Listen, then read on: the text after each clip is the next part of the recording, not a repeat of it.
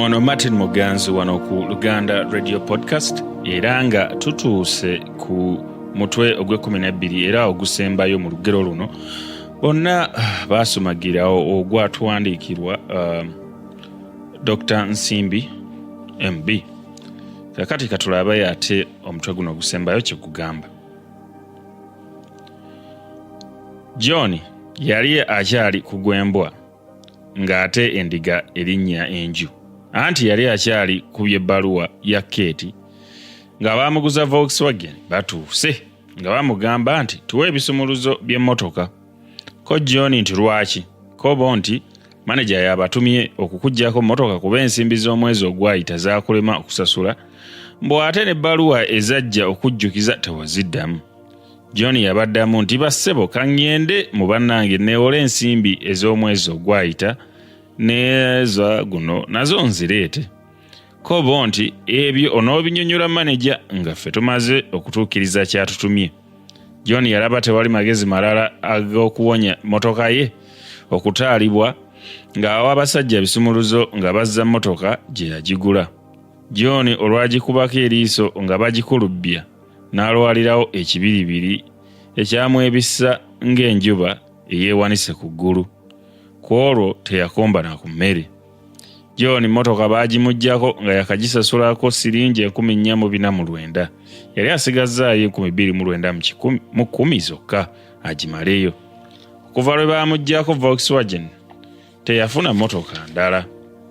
Waayitawo ennaku nnya nga mmotoka ya John bamaze okugimuggyako n'afuna ebbaluwa eva ewa Kate. Baagimukwasa bali wamu ne mulirwana we Moses. John yali ayagala kugyokya nga tamaze na kugisoma.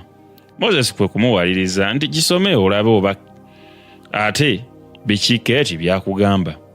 John naye teyali mubi ng'asumulula bbaluwa ng'agisoma. Olwagijjaamu amaaso n'agissa wansi n'asirika. Waayitawo akaseera n'agamba Moses nga aleese ebbaluwa waali nti olaba wensiriikiridde, mazima omuwala ono Kate byanoonyaako sibimanyi, kyokka nga soogedde kino na kiri olubuto olwaŋŋamba sirumanyi n'akatono. Gamulemye kuluwa bba Peter oba babba abalala be yakyakalanga nabo n'alussa ku nze. Omuwala oyo nno atuuse awazibu. Yalowoozezza atya nti kandusibe John andabye lwabutaba na mwana, newankubadde sirina baana naye nange njagala kufuna bange bennyini so saaba abalonderere. Moses yaddamu nti obudde obadde oyogera nga nsirise ng'ataliiwo, so nga by'oyogera mpitegeera. Eby'engeri eyo mbirabye emirundi mingi ku bawala abakyakaze, naye nze munno sikuganya. Sebo otuusaawa? Bano abawala abatambula ku nsalosalo, olwaleero aba wano, enkya aba wali, ate luli aba mitala. Olwo ategeera atya nannyini lubuto? Wamma ggwe kino kitalo. Moses bwe yamala okwogera ebyo nga John agamba omubaka eyamutwalira ebbaluwa nti ddayo ogambe akuwadde ebbaluwa eno nti n'amuddamu oluvannyuma. Ekibi nga bwe kikira eŋŋoma okulawa, ebigambo tebyalwa nga bituuka ku fulo nti John yeeganye olubuto lwa Kate. Kate yali tannaba na kufuna bbaluwa ya John nga fulo yamutuuseeko dda. Anti ow'olugambo baamugeza kuwa mmindi mpya buli waatuula ng'akoleeza. Ne fulo olwamala okulamusibwa ng'agamba Kate nti bino bikulema ne w'onoobitandikira. Maama mpulidde nti John olubuto alweganye nti si lulwe, nti era takyalina kyalumanyiiko. Mukazi watuuga olabye onookola otya? Kate yamuddamu nti John bw'agamba nti olubuto si lulwe seewunya nnyo, anti bambi amagezi ge awo we gakoma kuba yagafuna leeti bulala. Alowooza mweguyaako ki ennyo? Ndaba nezi Volkswagen ezaali zimweyagaza baazizza dda mu garagi zaazo, akyalina ki? Kate yagenda okwogera ebigambo ebyo byonna ku John ng'amaze okuteesa mu mwoyo gwe nti olubuto ajja kuluwa Peter nga John bw'alweganye. Fuloolo avaawo n'abaka ekkalaamu ng'agiwandiika egenda wa Peter Naggulu Kyaddondo 23 Septemba 1960. Dear Peter, nsuubira oli mulamu ddala. Nze ndi eno nasoberwa dda era kyenva sikyalabika nnyo. Ate naawe onsuuliridde oba abaaki?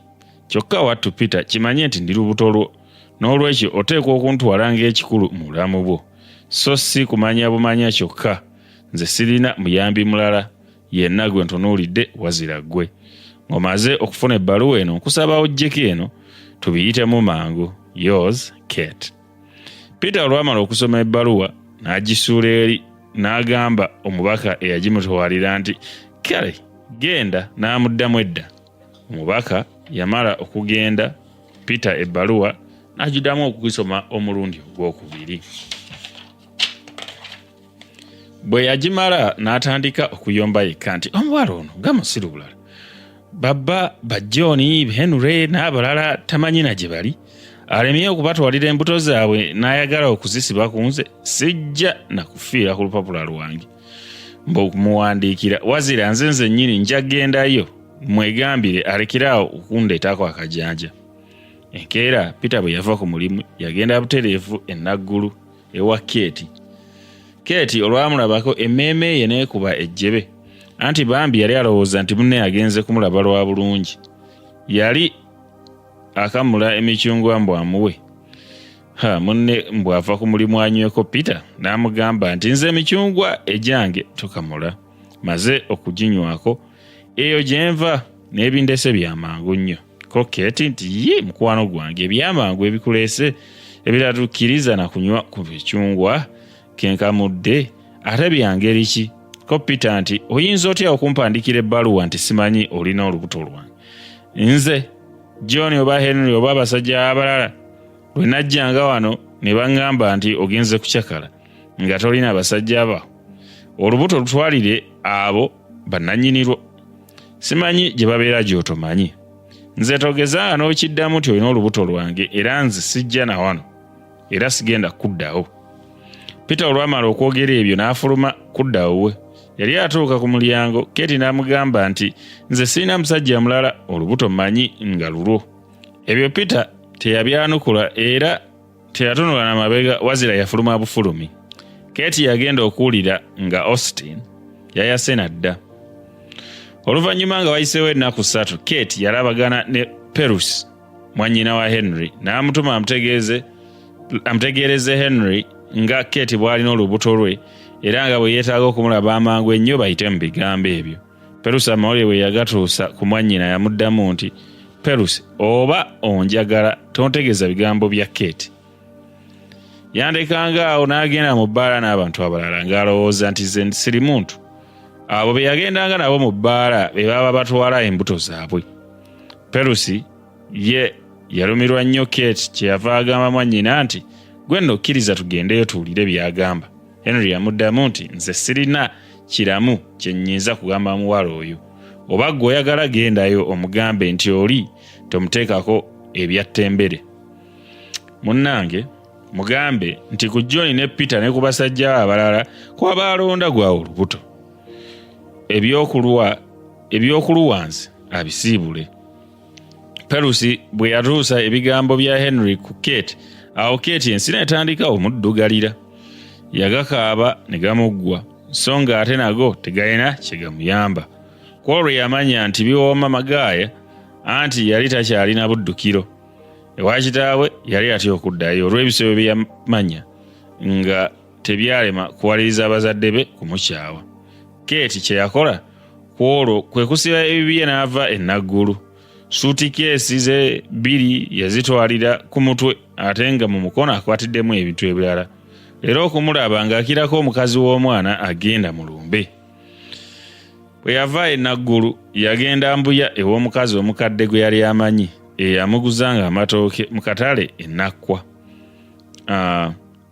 Eyo ennaku gye zaamukolereza akajiri okutuusa lwe yazaala. Kyokka bambi omwana yali wuwe w'omu anti kitaawe nga tamanyiddwa.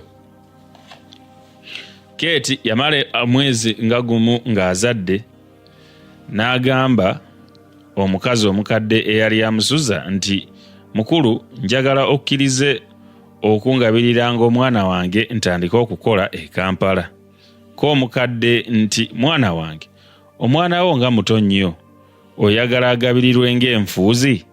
Keeti yaddamu nti, singa nno yali nfuuzi tekyandisinze. Ebyo biveeko n'okubivaako, nze njagala kwekolera. Abasajja bambonereza era mbamalidde ddala. Bwe siikola oyo omwana ataliko kitaawe n'asobola ntya okumuliisa? Waayitawo ennaku bbiri nga Keeti n'omukadde bamaze okwogera ebyo, Keeti n'atandika okukola mu dduuka erimu e Kampala. Yatandikira mu mpeera ya siringi 7 buli mwezi. Okuva olwo okutuusa kati Keeti akola mu Kampala, naye nno olw'okubanga emirimu gy'akola teyagisomerera, oluusi gimuggwako n'amala emyezi 2 oba n'okusingawo nga talina mulimu. Ennaku lw'emulemye ennyo talema kujjukira bigambo bya bulimba John bye yamugamba ng'amujja mu ssomero nti, nze nja kuyimirizaawo ne bye wali osoma nabo bakwegombe. Banne ba Keeti abaamaliriza obulungi emisomo gyabwe obasanga mu mirimu mingi emikulu.